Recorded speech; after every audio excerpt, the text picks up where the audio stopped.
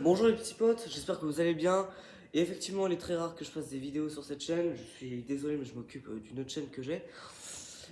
Et donc, dans cette vidéo, j'aimerais vous parler simplement d'où le titre de cette vidéo, des films que j'aime, ou plutôt des films sur lesquels j'ai plus regardé, lesquels je regarde encore le plus aujourd'hui. Alors oui, c'est un petit peu dans le désordre juste là, parce que pendant que je les apportais juste là, je me suis vautré, et du coup, tout est parti en steak un petit peu. Mais c'est pas grave, ils ne sont pas morts. Donc du coup, on est parti pour cette vidéo où je vais pouvoir vous présenter, comme je viens de le dire, les films que j'ai à mes côtés, et que je vais regarder le plus de fois, et pour lesquels ceux qui m'ont apporté le plus à mon univers de cinéphile. Euh,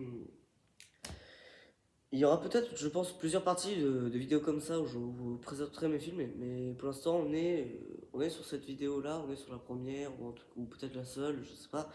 Mais en tout cas, on est sur, pour l'instant, une vidéo où je vous présente les films que j'aime le plus. Voilà. Donc j'arrête de le dire, mais je vais le dire 1000 fois pendant cette vidéo, vu que j'improvise et que c'est en plan séquence, quoi. Allez, on est parti. Alors on commence tout de suite avec les films Aliens. Donc, les 4 films Aliens. Normalement, en fait, le coffret est juste là, mais comme j'avais dit, je suis tombé et du coup, c'est sorti. Mais bon, donc on a donc il y a donc le premier donc, de Ridley Scott qui est incroyable, qui peut faire peur aussi, avec le monstre qui, on va dire, surgit du noir et qui se cache, dans le conduit pour pouvoir tuer ses victimes, etc. Le deuxième, il est bien, mais comment dire, il a été réalisé par James Cameron, et surtout, j'aime pas trop l'univers qu'il a inventé parce que il a inventé genre en fait que le xénomorphe, donc la créature, l'alien quoi, a en fait une planète où il y a plein de créatures comme lui, et où en fait c'est un petit peu une planète humain, mais genre les humains c'est eux quoi. Et en fait, du coup, Ripley, donc elle, elle va essayer de venir avec toute une équipe pour pouvoir justement les exterminer, etc. Et donc, j'aime pas trop le pitch de la planète fait avec seulement les monstres, etc. Et on va venir seulement pour les tuer, etc. Mais en tout cas, c'est un bon film, je le valide. Le troisième, encore, je trouve qu'il est un petit peu mieux que le deuxième. Tout simplement parce qu'il n'y a pas tout simplement parce qu'il n'y a pas l'espèce. C'est pas une planète où il n'y a que les xénomorphes. Et surtout parce qu'il y a des effets spéciaux que j'ai jamais vraiment vu dans. C'est un peu gore. Mais aussi, je trouve que l'atmosphère du film est très, on va dire, de couleur rouge, ce qui renforce plus le malaise dans toutes les scènes du film, comme par exemple celle-ci, ou celle-ci, ou celle-ci. Et bien du coup, et surtout, et bien du coup, alors, excusez-moi, je vais recommencer. Je trouve que les scènes rouges renforcent le malaise. Et du coup, ça m'a un petit peu empêché de dormir, voilà. Et surtout, comme vous pouvez le lire en haut, cette fois, la bête est en elle. Malheureusement, ça spoil un petit peu le film, mais du coup, je trouve ça bien que le xénomorphe soit en elle. Et du coup, que ça renforce un petit peu, encore une fois, un malaise parce qu'on ne sait pas quand il va sortir, on ne sait pas si c'est elle finalement le monstre, etc. Allez le voir, je valide un peu plus que le deuxième. Et enfin, le dernier, réalisé par le français, le réalisateur de Délicatessen, la Cité des Enfants Perdus, ou encore le fabuleux dessin d'Amélie Poulain, que j'aime pas trop. Ben, euh, Ça a été réalisé par Jean-Pierre Jeunet, voilà, avec Winona Ryder et celle qui joue Ripley, j'ai oublié son nom. Et du coup, allez voir le film, quoi. Il est mille fois plus. Et ce que je trouve dingue dans le film, c'est que cette fois, eh bien, je crois que les studios n'étaient pas assez, on va dire qu'ils n'avaient pas l'énergie pour pouvoir le réaliser parce que ils trouvaient ça très soporifique de faire encore une fois un film où Ripley se bat contre les monstres, où Ripley a peur des monstres, etc. Mais du coup, allez le voir parce que dans celui-là, du coup, Ripley n'a plus peur des monstres et justement, elle en fait partie.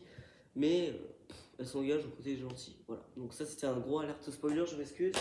Mais en tout cas, je valide un petit peu tous les films Alien. Allez les voir. Ça fait super plaisir de les voir. Et ça a aussi apporté encore une fois beaucoup à mon univers de cinéphile. Et donc, attendez, il faut que je range. Et donc, on continue tout de suite avec La Tour Infernale, avec Steve McQueen et Paul Newman, que j'ai trouvé, on va dire, je m'attendais plus au film, j'imaginais genre que, vu que je crois que ça a inspiré la tour, je crois que ça a inspiré la tour Montparnasse Infernale, d'où le titre, mais j'ai pas trouvé le pitch ouf, quoi. Ce que je veux dire, c'est que c'est juste le plus grand hôtel qu'ils ont jamais construit dans les États-Unis. Ensuite, il y a eu un incendie, puis ensuite, ça va devenir le merdier, quoi. Les habitants vont essayer de descendre, mais du coup, l'incendie va devenir plus grand. Ils sont coincés au dernier étage, et d'autres vont en bas. Les hélicoptères arrivent, etc. J'ai pas trouvé ça ouf. Mais j'ai bien aimé le film, vu que je l'ai trouvé très vintage, et également, il y a eu des Oscars pour ce film. Donc, je le recommande, quoi. Vu qu'il y a aussi un petit peu de sang, un petit peu de pression. Allez voir. Ensuite, il y a le bal des vampires de Roman Polanski, que j'ai trouvé, on va dire, j'ai trouvé bien la première fois que j'ai regardé. La deuxième fois, bah, vu que j'avais déjà regardé, j'ai trouvé bien, mais pas plus que ça. Et Roman Polanski qui joue le second rôle dans ce film, et ben j'ai trouvé plutôt bien, quoi. Il y a un petit peu du sang, les effets spéciaux ont un peu vieilli. Mais ce que j'ai pas trouvé très cool, c'est que les vampires justement dans ce film n'ont pas peur du crucifix, quoi. Du coup, ben, c'est pas des vampires. Mais bref, allez voir ce film.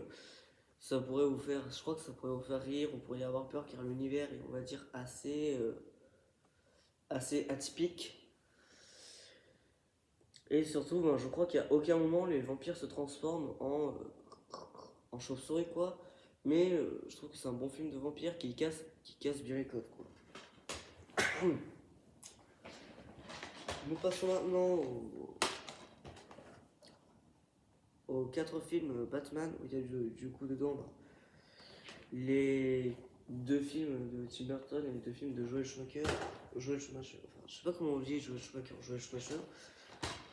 Donc les 2 films de Tim Burton, quoi. Le premier, autant dire, je l'ai bien aimé, mais. Enfin, non, il n'y a pas de mais en fait dans le film.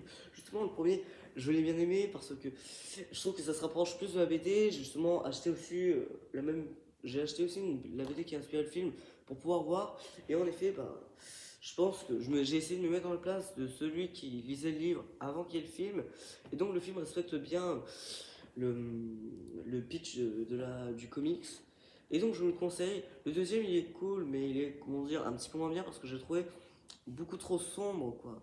Enfin, je veux dire, le pingouin vient au pouvoir de Gotham. Elle, elle arrive, Batman est amoureux d'elle, elle aussi, mais elle ne veut pas, elle est méchante, donc elle essaie de pas trop être aux côtés de lui. Eux, ils s'associent ensemble pour pouvoir le shooter, mais ça marche pas. Mais bref, le deuxième, en fait, moi, ce que j'ai aimé dans le deuxième, c'est que ça a été doublé par l'acteur qui fait. Le pingouin a été doublé en français par l'acteur qui fait Homer Simpson. Et du coup, ben, c'est ça que j'ai bien aimé, quoi. J'ai appris à connaître le deuxième film comme ça. Mais bref, sur le deuxième, pas grand chose. Allez voir le premier. Enfin bref, prenez, je crois, les 4 films, même si je devrais dire ça à la fin, oubliez ce que j'ai dit. En tout cas, le premier, il est bien, et le deuxième, je le valide. Ensuite, les films de Joel Schumacher, donc Batman Forever et Batman et Robin.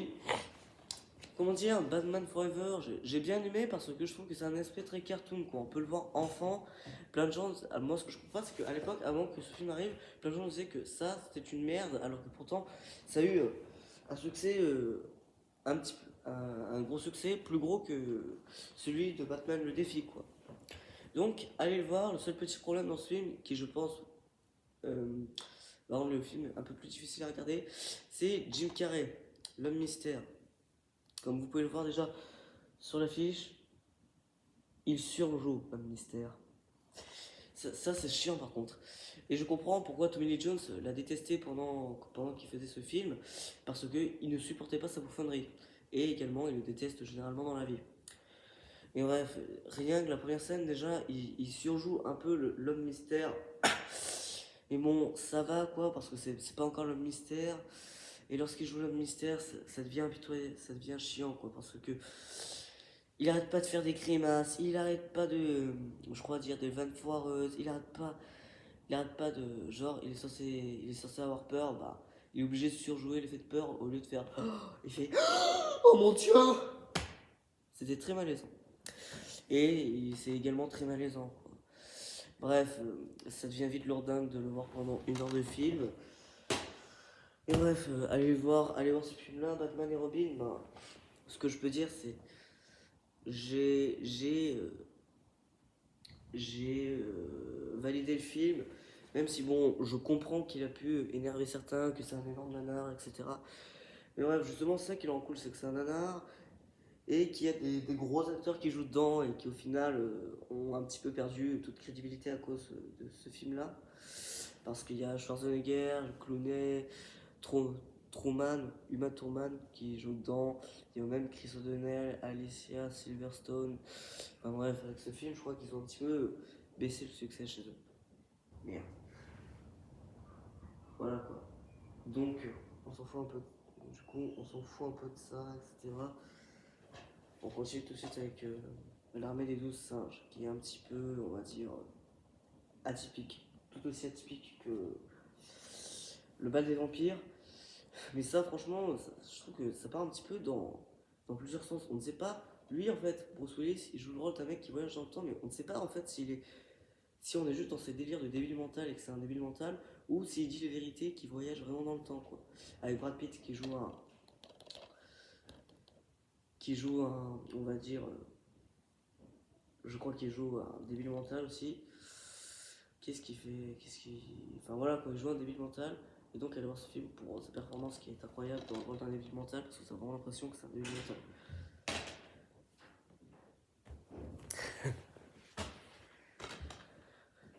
Putain. Ensuite, on finit avec le film Shining, qui est d'après moi le meilleur film de Stanley Kubrick. Tu peux me dire ce que tu fais là? Ciao. Excusez cette parenthèse. En tout cas, je veux dire, on finit avec le film Shining, qui est d'après moi le meilleur film de Stanley Kubrick, et même de l'histoire. Au revoir. Et qui surtout me terrifie encore aujourd'hui, quoi. Je crois que je l'ai acheté il y a 2 ans. Enfin, oui, je me l'étais offert il y a 2 ans. Et le film me fait encore peur aujourd'hui, alors que je vous jure, ce qui me choque dans ce film, c'est qu'il y a certaines scènes où, imaginons, le petit Danny est en train de faire du, du, du vélo dans, on va dire, la maison. Et en fait, cette scène est censée être un petit peu joyeuse parce que du coup, Danny s'amuse, quoi. Et là, ce qui m'énerve en fait, c'est que.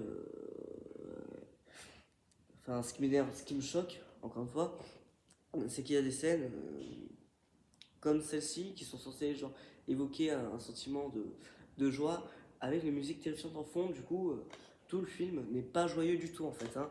Même les scènes qui sont censées être joyeuses, enfin, qui ne sont pas censées être pas joyeuses, mais qui sont censées se calmer un petit peu, quoi.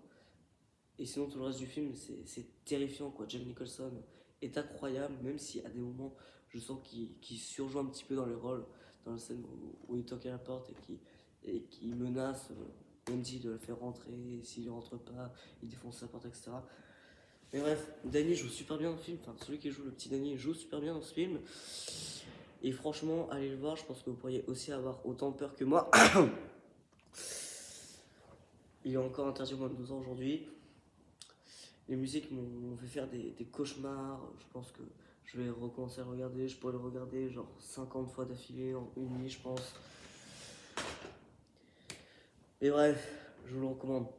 Voilà, c'est la fin. Voilà, c'est la fin de cette vidéo sur les films que j'ai le plus regardé depuis ces dernières années, que j'ai vu depuis que j'ai le mieux aimé, etc. Et que je vous recommande, entre autres, pour pouvoir vous amuser, pour pouvoir avoir des sensations encore crachées sur le film, comme Batman et Robin. Sur ce, je vous dis à la prochaine pour une prochaine vidéo. Il y aura peut-être d'autres parties qui vont sortir, comme j'ai dit au début. En attendant, matez-vous bien les films. Et, je crois que dans les prochains jours, il y aura une vidéo qui va sortir sur un autre genre de film pas connu que je parle, dont je peux vous parler, qui va vous surprendre. En attendant, regardez bien les films et à la prochaine. Ciao.